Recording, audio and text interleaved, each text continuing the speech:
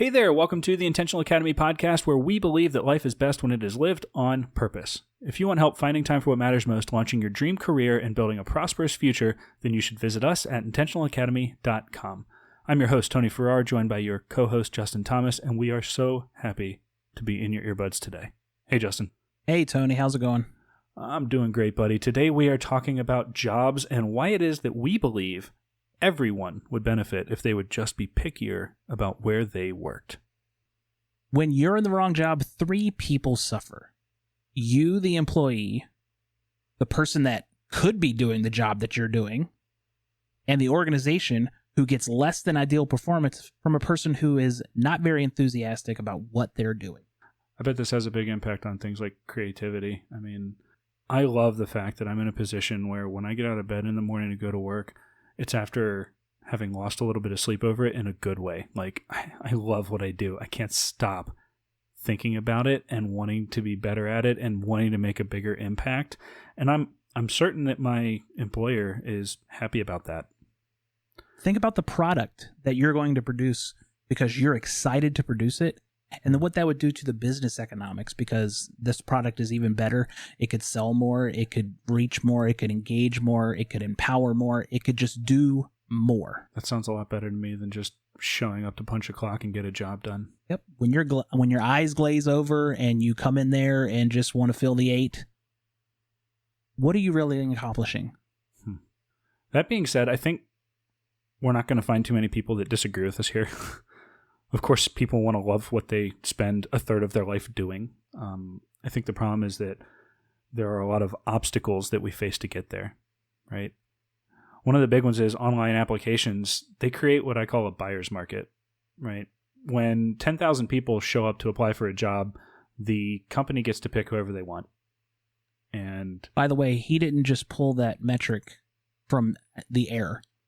If you see a job that is listed online, it should be assumed that 10,000 people have applied to that position. For sure. That's a readily available statistic. Especially at the bigger name brand organizations, right? Yes. The problem with that is that it leaves you feeling desperate, and you end up taking the first offer you get because thank God you finally got one.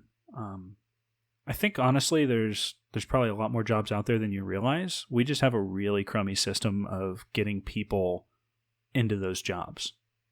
And so we have a very messy process, it turns out, where the ideal candidate isn't getting stuck in the ideal seat. You know, there's something deeper going on about this. I mean, I literally took a graduate course, by the way, Justin, Preparing the Future Professor. It was a semester-long course about how to be a professor. And a big part of it was even looking at the different types of professor jobs that are out there. And I still managed to graduate with no idea that the position I hold right now was a job title.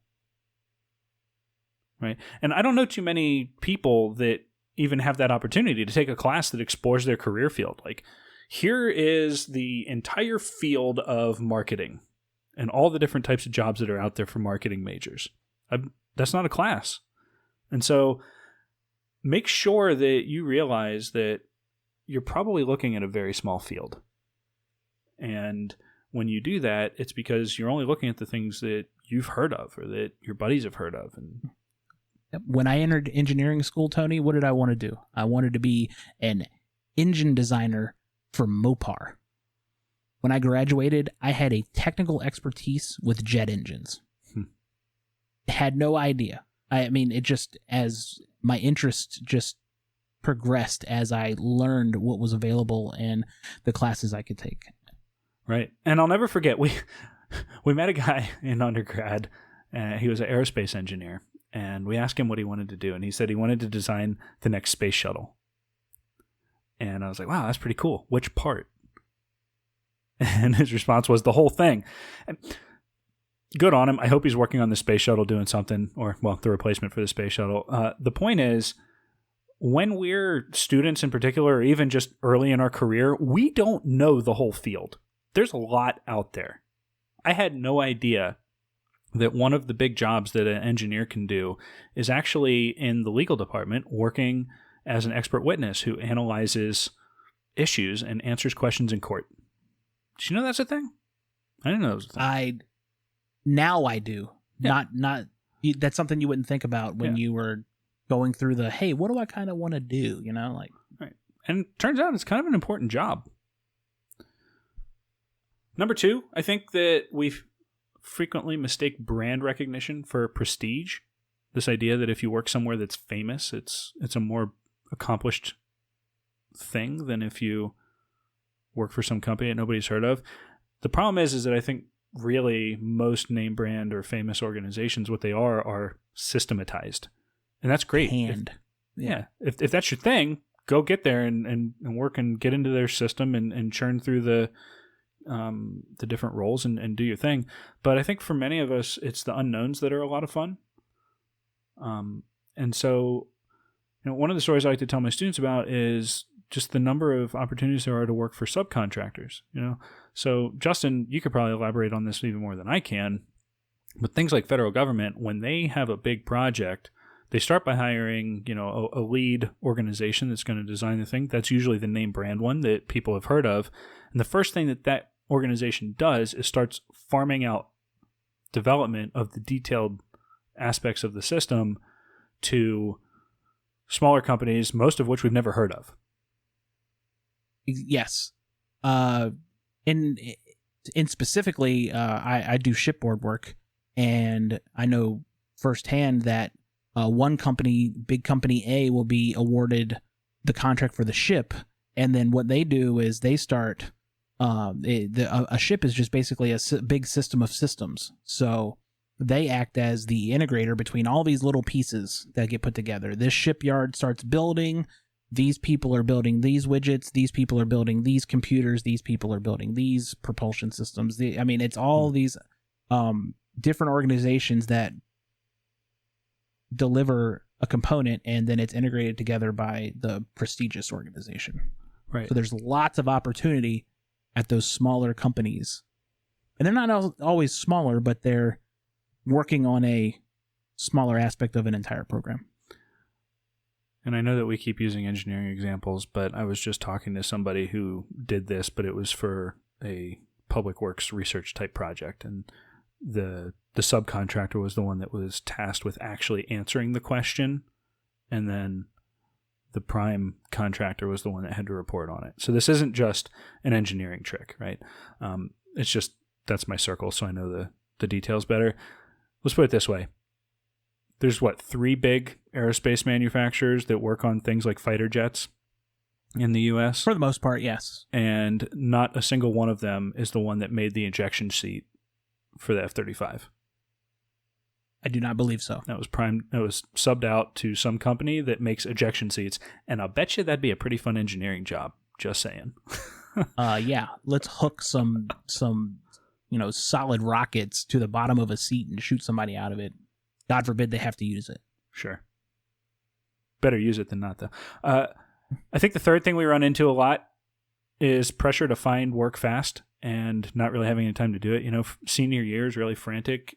I don't know exactly when it is that people are supposed to reflect on their lives and explore their options when they're still full-time students. Not to mention career fair. What's the number one thing you hear at career fair? Apply online.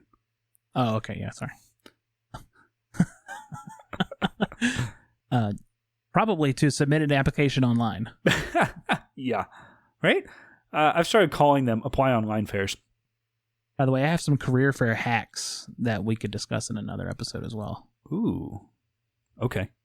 In the meanwhile, I'm really resentful of the idea that my future could be determined by who showed up and who didn't to some career fair. Yes, and there's another pressure that we touched on in our previous episode. Maybe student loan payments are coming up and you're worried about how you're going to pay those. That's a pressure, not necessarily one that you want to succumb to when it comes to figuring out where is the best place for you to work. Wow. So all this pressure to find work fast, I think that's kind of exacerbating the issue too. What we want you to do instead is be picky, and we think the solution that unlocks your ability to be picky is to build a personal brand. So people tend to ask me 3 questions whenever I start talking about personal branding, and we wanted to take a few minutes for the remainder of this episode to just discuss what it is that personal branding is all about. So the 3 questions that people ask me all the time are, what is a personal brand?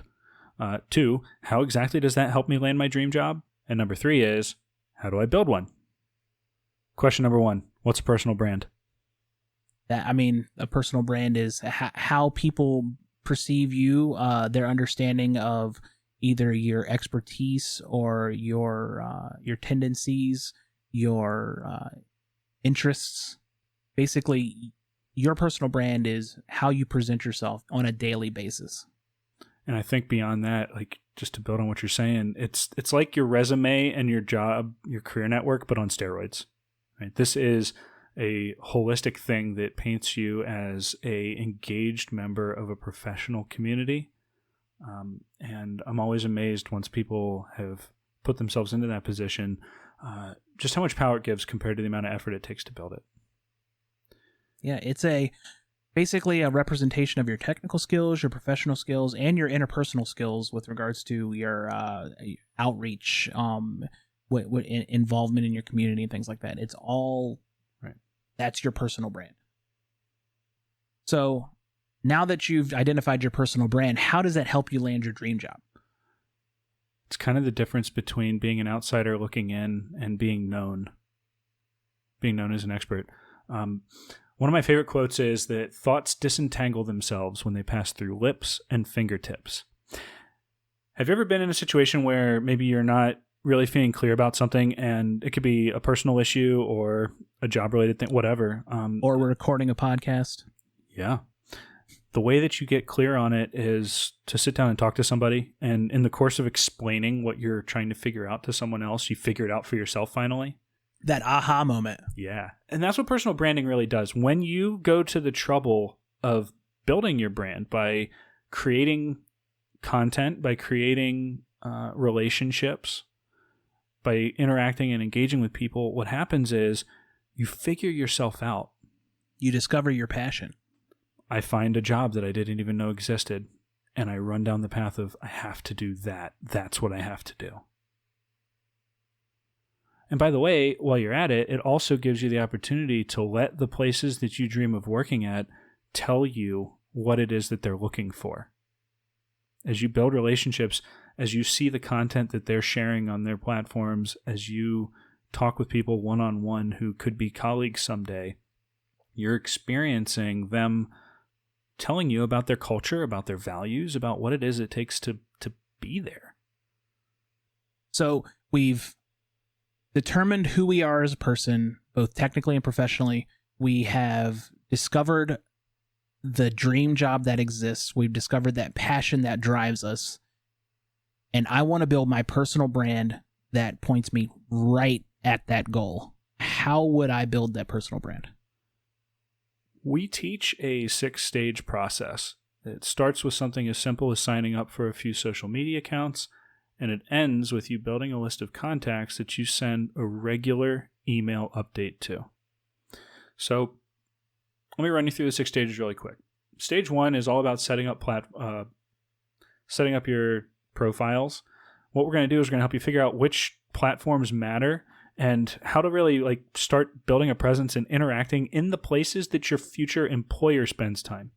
Most of us use social media for our personal or our private lives, and we hang out where we like to hang out. The challenge is, if you want to build relationships, you need to go where the people you're trying to build relationships is. We show you how to do that. After you've got these profiles, stage 2 is following some people. How is it that we find and connect with the right people on each platform that in just a few minutes a day can really blow the lid off our career by nurturing professional connections that actually could lead somewhere? Stage 3 is all about launching your website. We want to build a hub for people to follow you home to, and when they get there, they have an opportunity to learn about you, see you as an engaged professional. Listen, people, when you apply to a job, they Google you. Every job interview that I've ever had, somebody asked me about something that was on my website, which I did not link to in any of my application materials. And they're asking me about specific blog posts and things I put out there, which brings me to stage 4. We're going to help you get into the habit of producing a piece of content every week, like a blog post or something along those lines, where you talk about one new thing that you're thinking about that relates to your job or your dreams or things like that. And we give you a system to make that easy so that you can start building up a collection of things for them to find when they search for you. From there, we move on to stage 5, which is all about getting more of the right people to look at this content that you've now started producing, people who are actually going to help you grow, become a professional, be a member of the professional community, things like that. And then lastly, we help you in stage 6 figure out how to build a small following of people who are invested in your journey. Imagine having a list of people that you send an email update to on a semi-regular basis where they are waiting for the day and they're clamoring to hire you rather than you having to beg to be let in. I've had 3 jobs since graduation, by the way, and 2 of them were created specifically for me. They weren't even listed somewhere to apply online. This is how I did that. You know, Justin, I have taught several thousand students at this point. I have yet to meet one that isn't well qualified for something. People are incredible. Stop trying to fit a mold. Go do something amazing. That's what we want to help you do.